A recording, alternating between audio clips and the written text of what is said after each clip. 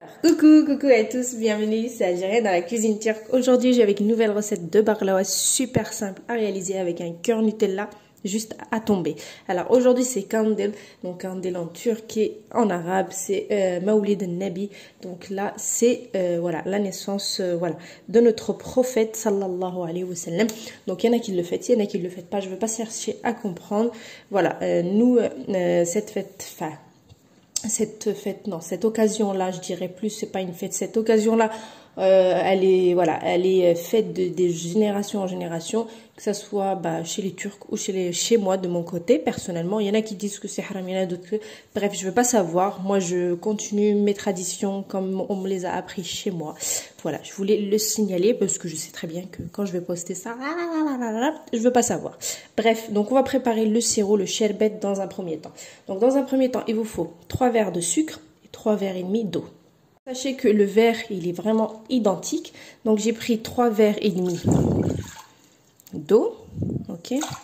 2, 3 et demi.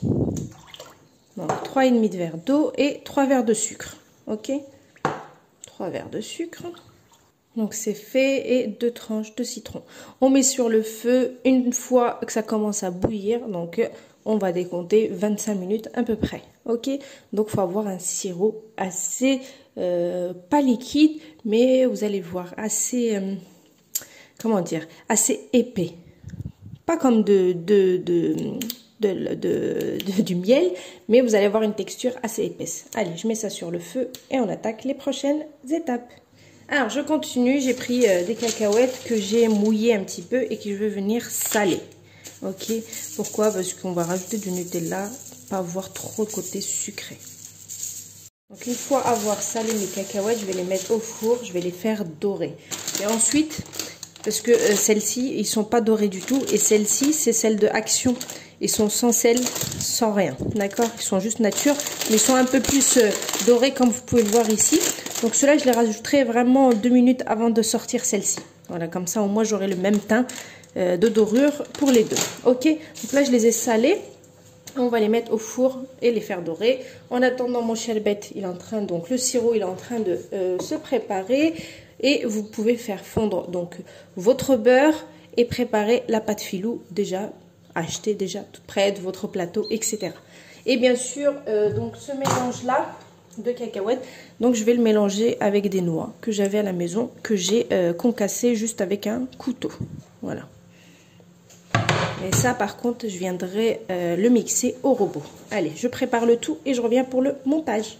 C'est parti, je leur ai donné une couleur dorée, donc les salés et les non salés. Voilà, que j'ai salé avec vous. Donc j'ai juste mouillé un petit peu d'eau et j'ai salé. Et là, on va les mixer. Voilà, ça c'est mixé. Donc je vais faire ça pour tout. Donc je mets dans un saladier, vous voyez. C'est mixé. Donc j'ai bien tout mixé et je vais rajouter les noix.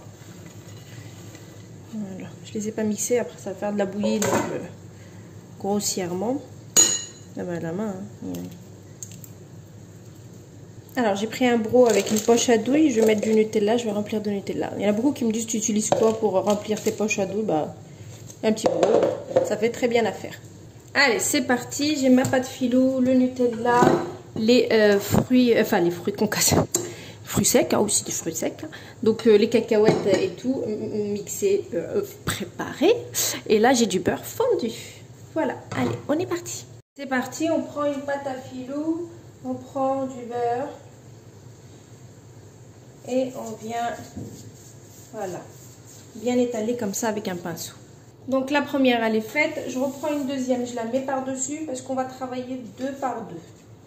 Ok, on remet une deuxième, voilà, et pareil, on essaie de bien badigeonner aussi, pareil que la première. Donc là, on prend le Nutella et on va venir en mettre tout au long.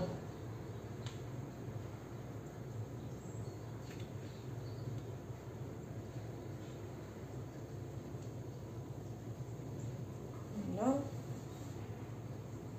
Ensuite, on en met à côté, bien comme il faut. Je vous montre la première, après ça va aller pour toutes, ça sera pareil de toute façon. Ensuite vous prenez et vous faites un petit saupoudrage comme ça vite fait. Et là on vient. Donc cette opération là je vais vous la montrer qu'une fois bien sûr parce qu'elle va être pareil pour toutes les autres. Donc en général dans une pâte à filou si vous prenez 2 par 2 vous allez obtenir 7. Ok. Vous voyez, et on tourne. Pour l'instant rien de compliqué et ensuite on va venir et mettre dans le plateau. J'ai beurré mon plat. On va venir essayer de, vous voyez, de bien serrer comme ça, comme si on l'avait fait au rouleau. Parce que des fois, voilà, on peut le faire au rouleau. On va la prendre. Il faut bien l'écraser. Là. Et on va encore l'écraser par rapport au plateau. Donc vous allez essayer de la rentrer. Vous avez vu? Donc j'ai essayé de la mettre et de pouvoir la rentrer.